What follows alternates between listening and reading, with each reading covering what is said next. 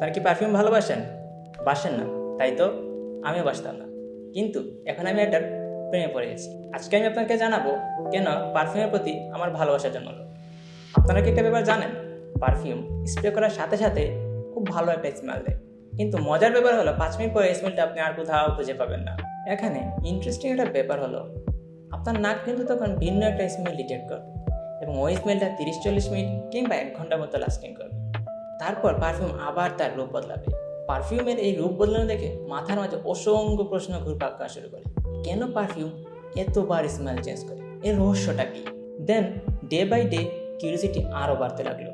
Note কি, accord কি, longevity কীভাবে কাজ করে, প্রজেকশন কীভাবে হয়, পারফিউম কেন শুরুতে একরকম এবং পরবর্তীতে অন্যরকম হয়ে যায়।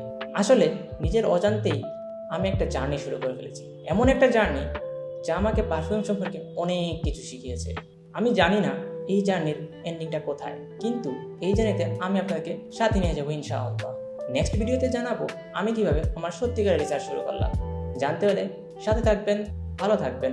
আসসালামু আলাইকুম ওয়া রাহমাতুল্লাহ।